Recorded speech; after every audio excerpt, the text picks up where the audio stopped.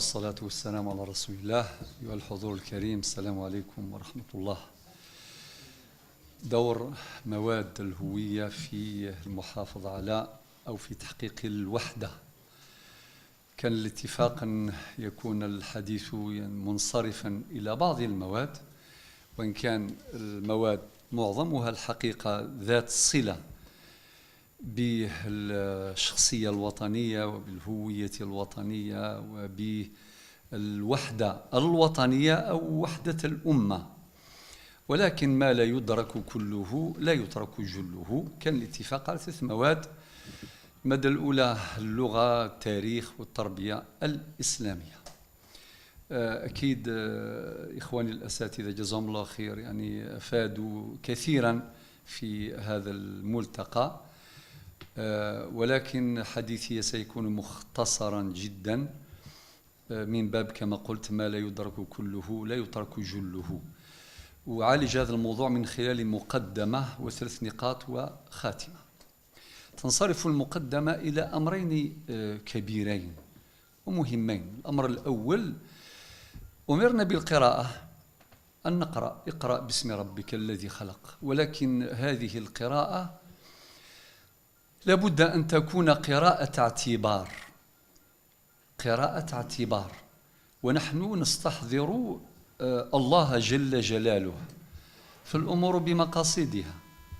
يقدر الإنسان يقرأ علم وبعدين يسخره للدمار لا للعمار، والحل في الآية نفسها. ربي قال اقرأ باسم ربك.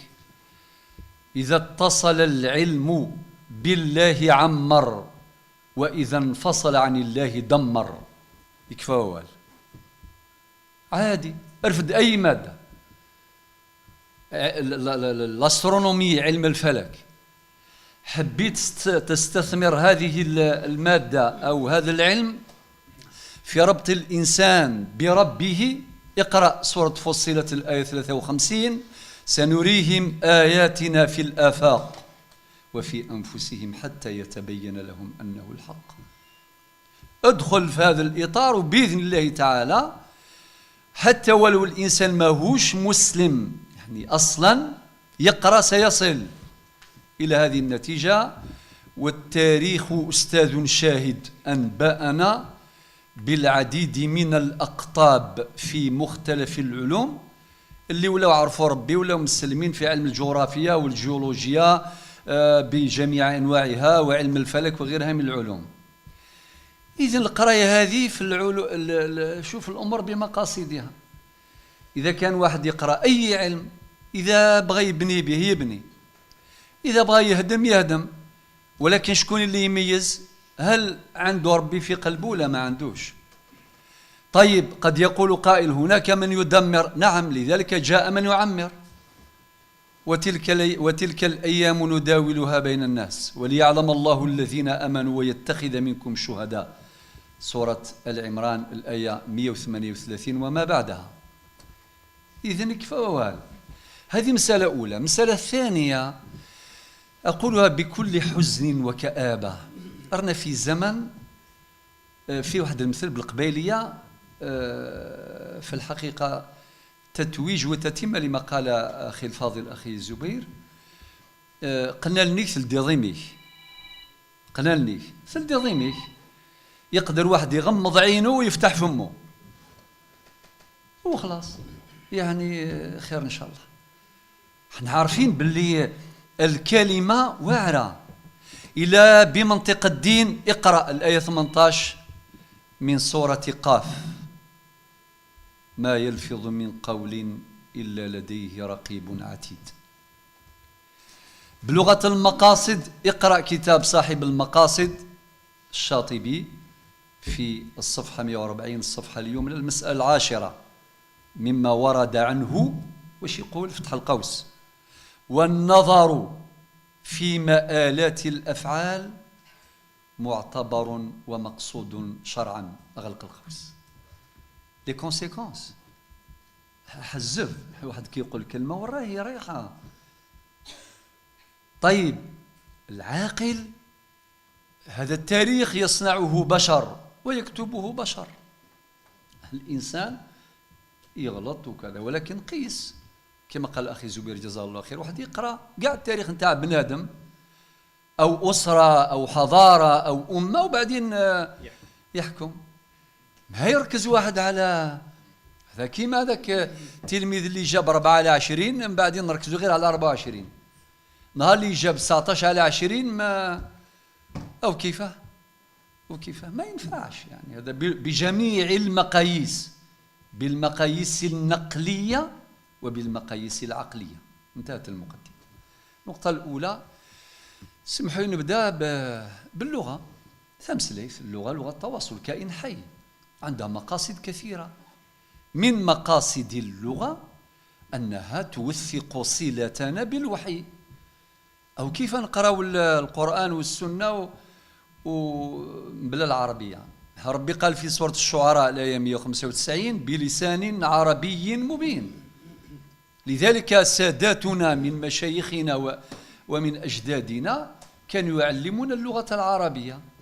تجرمت 3 أيام كنت في بني ورثيلان، تلاقينا بواحد الناس الكبار يقول تجرمت يحفظوها لي روتور هكذا، يحفظوها تجرمت الآجرومية. نعم، بها اللي يفهم القرآن والسنة والمختصر الفقهي والموطأ الإمام مالك ويدخل العربية يقرئوها. ولكن كانوا أذكياء بقدر ما خدموا اللغة العربية الفصيحة، لأنها وعاء القرآن، وما لا يتم الواجب إلا به فهو واجب. وأتقنوا وأبدعوا وألفوا ابن معطي من الشواهد بالقدر أيضا ما أعطوا قيمة للغة الأمازيغية التي تحمل الكنوز الكثيرة جدا في أي مجال تشاءون، ويمكن تعقد ملتقيات اجبد في أي مجال. قل في مجال الأدب وكذا والمحسنات البديع والبيان، هات أروح ستسمع بإذن الله ما يشبع العقل والعاطفة في جميع فنون الأدب بلغة أمازيغية فصيحة. فكان أجدادنا كانوا أذكياء جدا، فكانوا ينظرون كما قال لسان الدين ابن الخطيب، هذا الفيلسوف الطبيب الخطيب الأديب، عنده كتاب رقم الحلل في نظم الدول، من روائع ما كتب في المجال. وصاحب الشعر كبير وكذا، هو من الناس اللي كتب قصيدة رائعة جدا، نتمنى كل واحد يقرأ منها على الأقل شوية برك. وكنا عظاما فصرنا عظاما، وكنا نقوت فها نحن قوت. بيت صغير ولكن يلخص كاع حياة الإنسان. وكنا عظاما فصرنا عظاما، وكنا نقوت فها نحن قوت. مما قال في ديباجة هذا الكتاب أو هذا النظم الجليل الجميل، واش كان يقول فيه؟ قال اللي يقرأ التاريخ سينظر إلى الدنيا بعين العقل. هذا الذي به ميزنا رب العزة جل جلاله. ما يروح العقل ذاين أقروا ما يفغيث واللاغ ولي استخدم الشاشيث. اللاغ عقل. وأنتم تعلمون في وحي الله الطاهر العديد من الآيات التي تتحدث عن العقل وعن وظائفه. اللغة إذن هو توحد يا جماعة الخير. هو لو كان ما نتكلموش باللغة التي تجمعنا لا نتفاهم لا نتواصل. إذن نوثق صلتنا بالوحي، بنقرأ تاريخ أمتنا المشرق وإلى آخره، وهي من عوامل الوحدة. لذلك نتمنى، طبعا هذا أمر نرجوه وهو ما مفعول عند إخواننا وأخواتنا الأساتذة والأستاذات، أنهم يحببون اللغة العربية إلى تلاميذ. تكون ما يحبهاش واللي ما يقراهاش. واللغة الأمازيغية رافد قوي لوحدتنا الوطنية. لابد أيضا أن نهتم به وتنتشر هممنا في مباحث عدة وفي حقول عدة خدمة لهذه اللغة ولمقاصدها. ثانيا التاريخ. ذكرنا الآن كيف أن التاريخ من مقاصده أنه يوقظ الشعوب اللي يرقد التاريخ ينوضوا. كي نقراو التاريخ قراءة اعتبار. هو النبي محمد صلى الله عليه وسلم تعرفوا القرآن كامل، يقرأ سورة هود الآية 120 وكلا نقص عليك من أنباء الرسل ما نثبت به فؤادك. هو نبي مرسل يحتاج إلى ما يثبت فؤاده. والنبي عليه الصلاة والسلام حينما يقرأ قصص النبيين قلبه يثبت. ما نثبت به فؤادك. وفي آية أخرى ما نثبت به ورتلناه ترتيلا وقال الذين كفروا لولا نزل القرآن جملة واحدة كذلك نثبت به فؤادك ورتلناه ترتيلا إلى آخر ما تعلمون. إذن والقصص في القرآن راهي موجودة. هاو كي نقراوها أولا نعرفوا دور هذه الأمة الشاهدة على الناس ولا لا. ربي قال في سورة البقرة الآية 143 وكذلك جعلناكم أمة وسطا لتكونوا شهداء على الناس ويكون الرسول عليكم شهيدا. والشهادة تقتضي الحضور لا الغياب. إذن فالنبي صلى الله عليه وسلم يحتاج إلى ما يثبت فؤاده. ونحن أيضا ونحن نقرأ التاريخ كي نقرأ التاريخ نتاع الأمة نتاع الإسلام هذا يثبت أفئدتنا يقينا. ما يجيش واحد يروح يركز على الأخطاء وكذا. اسمحوا لي يعني لا أدري عقل الإنسان وراه. اللهم إلا إذا واحد عنده 700 سنة يعيشها زيادة على عمره باش يروح يبحث في تاريخ الصحابة وتاريخ كذا ويركز على واحد. شنو هذا؟ خير إن شاء الله. أين عقلك؟ أين عقلك؟ كاش واحد قال هذا نبي مرسل ولا مش عارف معصوم؟ ما قال حتى واحد. يا الله يرحم أيام الملتقيات الفكر الإسلامي جاء واحد ممن تعلم 4 حروف ولا 7 حروف قال لهم إذا تعلق الأمر بكذا وكذا نعم، أما يتعلق الأمر بذكر أئمة كبار فهم رجال ونحن رجال. وناض الشيخ أبو زهرة قال له حتى تصبح رجلا. هذا هو الرد. أرتصوض الدرقاز. هو مازال رب بالعقل الله يهديك. إذا كان في زمن الفيسبوك هذا وزمن الهم هذا اللي احنا عايشين فيه ما يحتاج ولا شيء. يدير هك ويدير الهم هذاك اللي يسموه اللايف ويقول ويطعن قاع يقول أساتذة الشريعة ما كان والو. واش راهم يقراوكم في الثانوية ولا في الجامعة ولا في الجوامع؟ ما كان والو. أسمع إلى الحدثيين إلى كذا وكذا. ونتمنى إن شاء الله يا رب يكون وقت تكون مناظرة. سمحوا لي ماشي نتاع 20 دقيقة، نتاع 20 يوم ولا 200 يوم تغلق الأبواب تضمن مقومات الحياة والسلام. حلا باش نفريو بعض القضايا نهائيا. درك أي واحد يروح للإعلام لا رقابة ولا شيء أقنى النكتل ديضيميك عادي بدعوى حرية التعبير. ثاني سمعت مرة واحد والله ماني نتبع هذا الموضوع إطلاقا. واحد جاب لي قال لي يتكلم على الإمام مالك والإمام الشافعي. قلت له حذاري أقول هذا الكلام باسكو ما عنديش الوقت. إلا حبيت نجلسوا وراك رايح أنت توصل الشافعي. قال ما يحكي من الشافعي يا ولدي الشافعي هذا حاجة كبيرة بزاف. كان الشافعي كالشمس للدنيا وكالعافية للناس. يقرأ كتابي ابن خلدون الصفحة 424 وما بعدها وهو يتحدث عن علم الأصول يؤرخ العلوم. وهذه أيضا فائدة أخرى من فوائد التاريخ. نعم يؤرخ العلوم.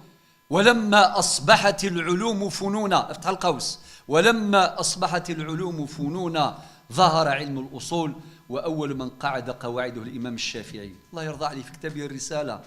وحاجة كبيرة بزاف باش تقراها برك تقراها صعب.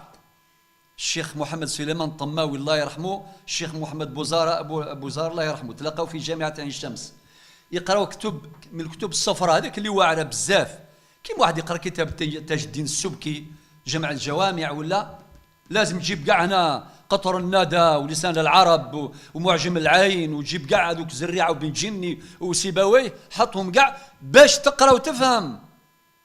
هذه يروي الروايه بالسند العالي، رواها المسلم محمد سليمان الطماوي. قال كنت نقرا كتاب معاه، وجا واحد هذا اللي حامل شهاده جديده دبل، وبعد الشر عليكم وعلينا دكتوراه. والشيخ مولد قاسم تعرفوا موقف تاعو من هذا الالقاب، تعرفوها؟ اللي بغى يعرف يقرا التاريخ ويجد الموقف نتاعو. معليش اللي جابها وعطى لها قيمه الله يعينه، ولقاهم هما مساكن متمرمدين باش يقراوا هذيك الصفحه. وجاء هذا قال شاركوني فيما انتم فيه. قالوا له لا هذا حاجه كبيره شويه واعره شويه. قال انا احمل الشهاده التي تحملان. ذا نرجو حتى للشهاده. هتروح الشنقيط ما كان ولا كارت الاول، وهذه المره في ورقله وتقرت لقيت مع بعض العلماء الكبار ما عندهم حتى كارت سيزيام، والله ما عندهم سيزيام، والله ما عندهم. ولكن إلا عندك كوراج ادخل معاه. المتون كامل ابدا، الرساله حافظها، المختصر الفقهي حافظه، لاميه الافعال حافظها، الرحبيه في الفرائض، حاجه كبيره بزاف. كانوا يقراو في المناهج القديمه هذه، ايضا يحتاج الى نظر يعني في المستقبل ان شاء الله. لازم اعاده النظر، لازم، يعني قلت غير لازم، ما تدخلش التفاصيل. اين الخلل؟ علاه واحد يقرا ممكن يجيب شهادة عليا، ولكن قل ارحم بابك. كيف تعاملت مع كتاب الاستذكار والتمهيد لابن عبد البر القرطبي المالكي؟ كيف تعاملت مع الذخيرة الإمام القرافي، المعونة للقاضي عبد الوهاب، تاج الدين السبكي، كذا جمع الجوامع، جملة ككش 100 عنوان كبيرة. كيف تعاملت معها؟ يقول لك نروح للفهرس ونلقط فقره منا وفقره منا وندخلها في المراجع وتوفا بيان، يا مزوق من برا وشحالك من داخل. راك تقراهم. بون درك جبت دكتوراه كنت تقرا درك اللي لازم تقرا. هذه نصيحه. اللي جاب الدكتوراه لله في سبيل الله يبدا القراءه الان، خاطر تهنى الاخرين ما همش مهنيين، عنده الامتحانات، اخر امتحان تاع الباك. ولكن ماذا بعد الباك؟ ماذا بعد الليسونس؟ ماذا بعد الماجستير؟ هذا قوس خفيف برك. أم بعد نرجع الموقف الشيخ بوزهرة، فقال لهم أنا أحمل الشهادة التي تحملان. ما احترمش الشيبة نتاعهم وكذا. حنا شرحت لك تعال ارحم بابك. وبعدين أبو زهرة واسمه سليمان الطماوي قال قلت له اقرأ صفحة من هذا الكتاب، اقراها برك وأحسن قراءتها. وهنا افتح القوس. قال له أبو زهرة أثقلت عليه، هو خشين شوية كذا، قال له 6 أسطر فقط. أغلق القوس ولا بيبو الإشارة يفهم. إذن تاريخ كي نقراو تاريخ الأمة تستيقظ همامنا، يكون عندنا ثقة في تاريخنا باش نبني أمجادا على أمجاد. إلا ما عندناش ثقة في تاريخنا، هاو ميم حنا ما يكونش عندنا ثقة في أنفسنا، بقى على خير. الله يرحم الشهداء، الله يرحم الشهداء. التاريخ أستاذ شهيد. قرأ علاش ربي قال في سورة الأنبياء الآية 92 إن هذه أمتكم أمة واحدة وأنا ربكم فاعبدون. روح سورة المؤمنون الآية 52 وإن قراءتان هذه أمتكم أمة واحدة وأنا ربكم فاتقون. روح الآية 143 من سورة البقرة وكذلك جعلناكم أمة وسطا. علاه؟ لتكونوا شهداء على الناس ويكون الرسول عليكم شهيدا. روح وين حبيت. الأمة عندها مشاكل ومريحة فيها عادي. روح لسورة العمران إن يمسسكم قرح فقد مس القوم قرح مثله. عادي، علاش نتعقد؟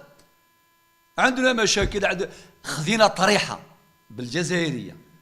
أمتنا أصيبت بقروح عديدة في المجال السياسي، في المجال الثقافي، في المجال الإعلامي، في المجال الحضاري، في المجال العلمي، كل المجالات، ولكن الأمة لا تموت. نعطي لك الدليل، عندي ثقة كاملة. وتلك الأيام نداولها بين الناس وليعلم الله الذين آمنوا ويتخذ منكم شهداء والله لا يحب الظالمين. اقرأ المستدرك الإمام الحاكم، حديث النبي عليه الصلاة والسلام: أمتي أمة مرحومة، ما بقى ليش شك.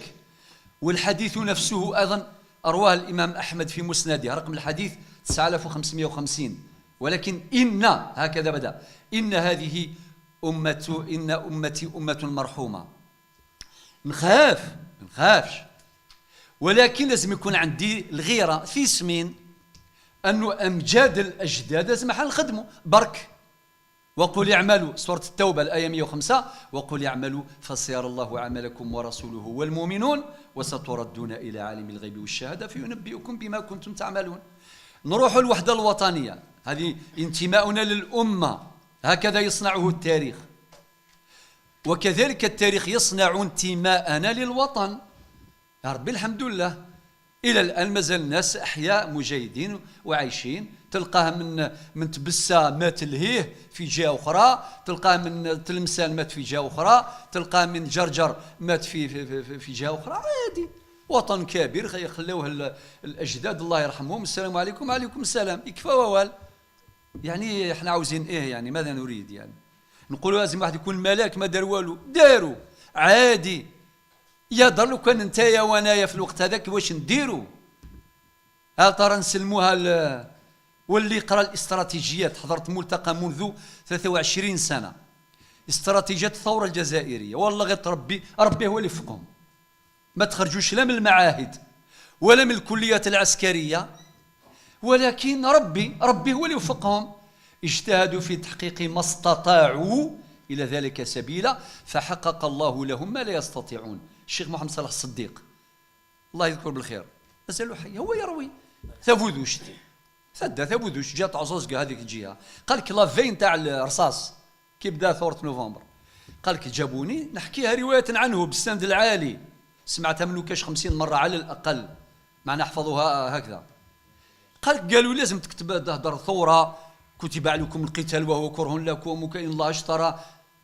قال لك نهضر لهم وانا نقول هذو اللي يحروا فرنسا كوالو، عندهم السلاح تضرب دجاجة وتسلك بهذا السلاح اللي تخرج فرنسا، ما عندهم لا شيء.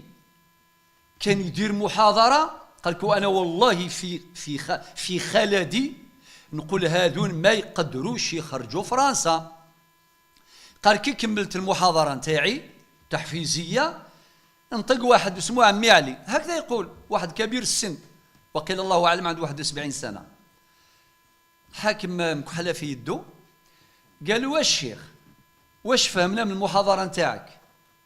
قبل الثورة باش ندخلوا الجنة واعر لازم صلاة ورمضان ويا ربي تسلك.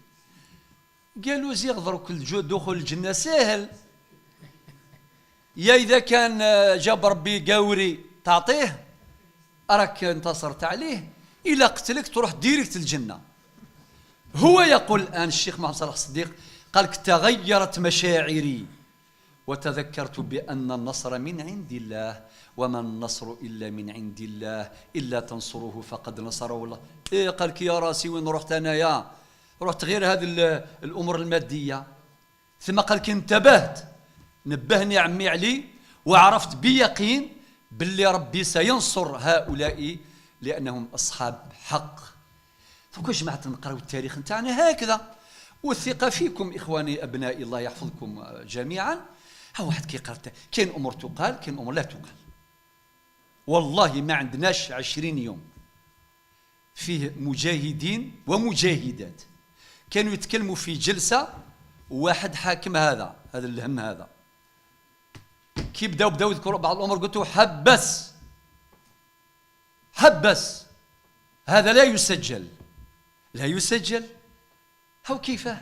هما قالوا سبونطاني. ما تنساش بضرك واحد مجاهد كبير في العمر، يعني حتى عقله احيانا يروح مسكين يغفل، وحنا دورنا ايه يعني. ليس كل ما يعرف يقال. في جلسات معينة لا حرج، افتح القضية نقراوها كيما حبيت، ماشي كل حاجة نقوله. الثورة الجزائرية بشهادة فيما أعلم كبار المؤرخين كيقارنوها بالثورات الكبرى، قال لك هي ما كاش كيما هي. من المعايير المعتمدة أنها ثورة شعبية ماشي ثورة زعيم. الشعب كامل دار ثورة، الرجال والنساء والمرأة يطيب الماكلة، زعما ماشي مجاهدة هبالة. لو كان ما تعطيلوش الماكلة يموت بالجوع. الوقت اللي خلاه الزبير نورثه. دقيقة سي زبير معلش، بقي دقيقتان. الحمد لله، هذه دقيقتين بعد ما درك من درك. ما شاء الله، ده انت كريم، كرم تجلى في كلامك ماثلا ويظهر عتق الخيل من اصواتها. المتنبي هذا ثاني مليح. هاو كي نقراو التاريخ نتاعنا والله العظيم غير نقراو ايام العرب. انا مزيغي لا قبايلي دوريجين، ولكن غير تعرف الحمد لله.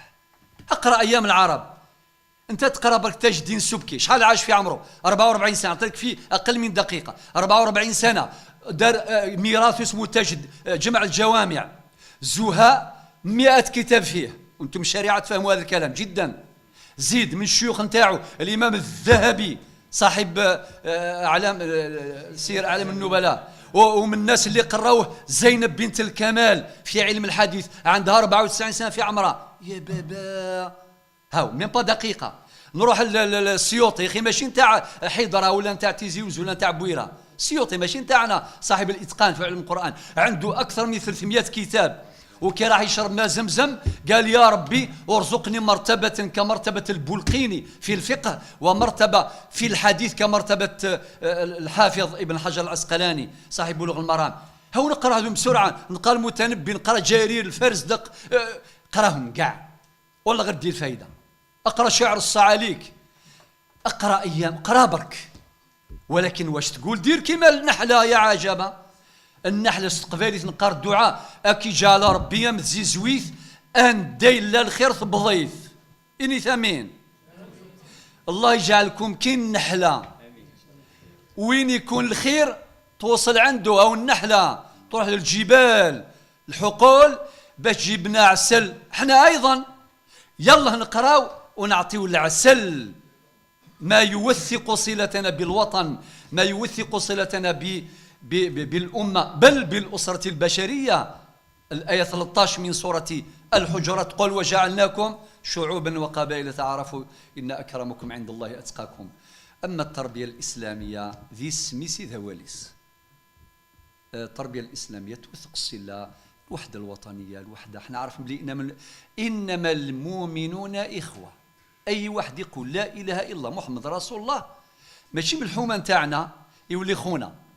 نهار اللي محمد علي كلاي حنا نتبعوا بكري الملاكمة مليح، الملاكمة كي نعرفوا باللي محمد علي كلاي المسلم يتلاقى نروح هذيك نواري بلان الله يذكرها بالخير ونتبعوها. واش يربطنا والله ما نعرفوه ما والو. قال لا اله الا محمد رسول الله. تايزون مايك تايزون دار العجب المشاكل كبيره.